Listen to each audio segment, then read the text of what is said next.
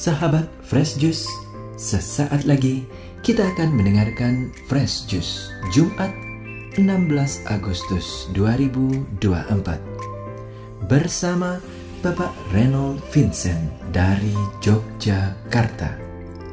Selamat mendengarkan.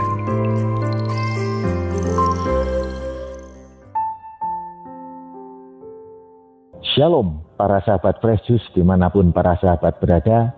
Kembali saya Reynold Vincent mengudara menemani para sahabat untuk merenungkan bacaan Injil yang sangat memberkati pada hari ini. Bacaan diambil dari Matius 19 ayat 3 sampai 12. Maka datanglah orang-orang Farisi kepadanya untuk mencobai dia.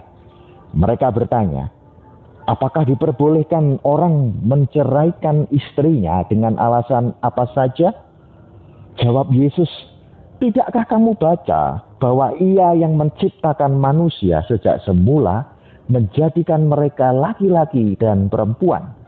Dan firman-Nya, sebab itu laki-laki akan meninggalkan ayah dan ibunya dan bersatu dengan istrinya, sehingga keduanya itu menjadi satu daging. Demikianlah mereka bukan lagi dua, melainkan satu. Karena itu, apa yang telah dipersatukan Allah tidak boleh diceraikan manusia. Kata mereka kepadanya, jika demikian, apa sebabnya Musa memerintahkan untuk memberikan surat cerai jika orang menceraikan istrinya? Kata Yesus kepada mereka, karena ketegaran hatimu, Musa mengizinkan kamu menceraikan istrimu. Tetapi sejak semula tidaklah demikian. Tetapi aku berkata kepadamu, barang siapa menceraikan istrinya, kecuali karena zina, lalu kawin dengan perempuan lain, ia berbuat zina.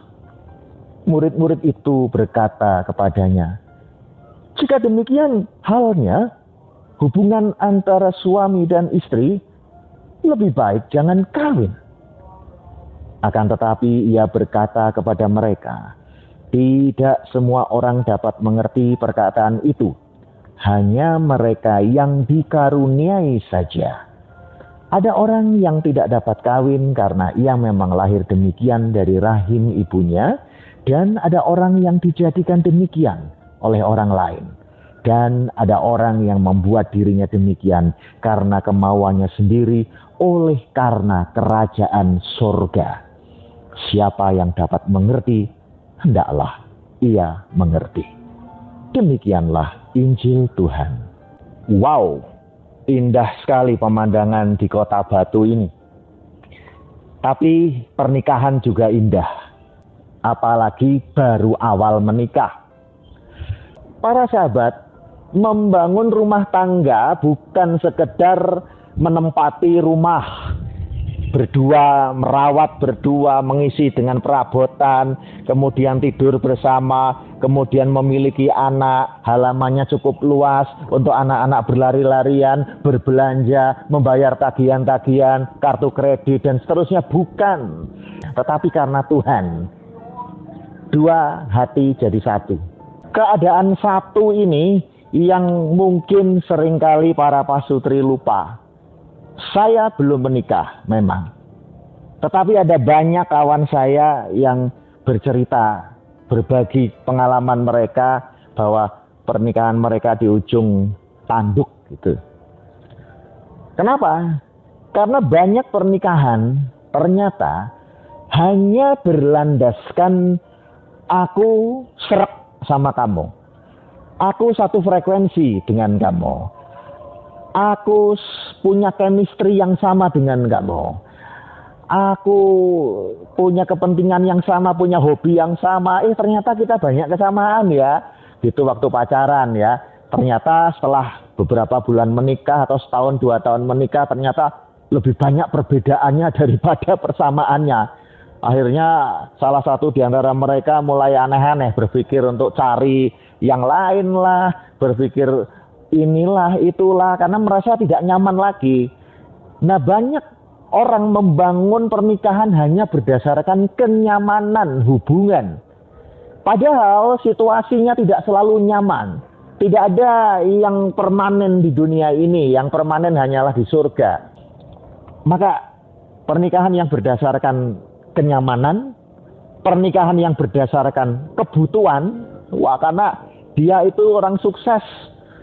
Saya kalau nikah sama dia, hidup saya terjamin lah.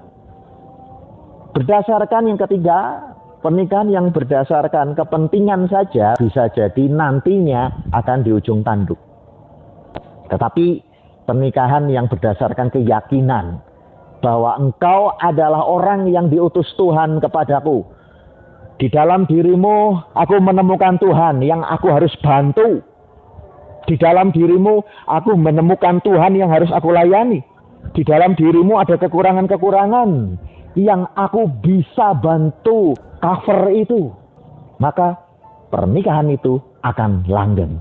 Karena pernikahan yang didasari oleh hal-hal tadi ya, kenyamanan, karena kepentingan, karena banyak kesamaan, dan seterusnya, seringkali membuka celah untuk jalan masuk bagi yang bukan berasal dari Allah.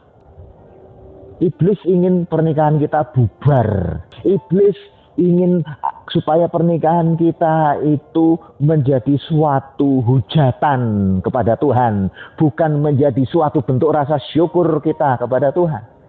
Maka para sahabat, sudah jelas bahwa celah itu harus kita tutup. Tutup dengan cara apa? Saya pernah sharing pada seorang sahabat saya yang kehidupan pernikahannya di ujung tanduk. Dan puji Tuhan, it works. Maka tutup celah itu dengan apa? Dengan saling terbuka, saling memahami, saling mengerti, dan seterusnya. Ketika istri membuka hati pada suami, ketika suami membuka hati pada istri, lama-lama seperti ini, kerek. Nah ini kalau sudah rapat gini, dua pribadi jadi satu, dua hati jadi satu hati, itu tidak ada celah masuk bagi iblis. Yang kedua, win-win solution. Jadi kamu maunya apa? Aku maunya apa? Yuk kita penuhi bersama-sama. Kalau perlu tanda tangan silahkan. Dan yang ketiga, kedepankan doa bersama. Doa bersama itu akan menutup celah bagi iblis untuk memecah belah. Termasuk juga kalau misa, Bapa kami yang ada di surga. Gandeng tangan istrinya. Gandeng tangan suaminya. Tidak dilarang di dalam gereja Katolik ketika kita berdoa Bapa kami lalu saling bergandengan tangan. Ketika gandengan tangan, feel-nya dapat. Ketika gandengan tangan, energi nyambung lagi. Kerek lagi. Iblis gak punya jalan masuk lagi gitu loh. Dan yang berikutnya adalah pengampunan. Sulit nih Pak Vincent mengampuni orang. Sulit Pak Vincent mengampuni suami saya. Udah ketahuan dia check in di hotel sama cewek lain kok. Ada fotonya, ada videonya. Bagaimana mungkin saya bisa mengampuni dia? Ingat kebaikan-kebaikan suami kita. Bagaimana mungkin saya bisa mengampuni istri saya, Pak? Dia itu sudah selingkuh dengan tetangga saya sendiri. Si Duda itu gitu kan. Ingat kebaikan-kebaikan istrinya. Tulis itu di secari kertas HVS. Ya, tolong tulis. Lipat kertas itu jadi dua bagian. Tolong tulis di sebelah kiri kebaikan-kebaikan istri kita yang selingkuh itu. Tolong tulis di sebelah kiri kebaikan-kebaikan istri kita yang cerewetnya pol-polan itu. Tolong tulis kebaikan-kebaikan suami kita yang hobinya ya bohong. Lo di mana Pi? Nah masih di kantor ini jam 11. Iya nih. Padahal lagi di kafe sama cewek. Tolong tulis kebaikan dia. Baca setiap malam sebelum kita tidur dan doakan suami kita, doakan istri kita. Ampuni. Ampuni istri kita, ampuni suami kita.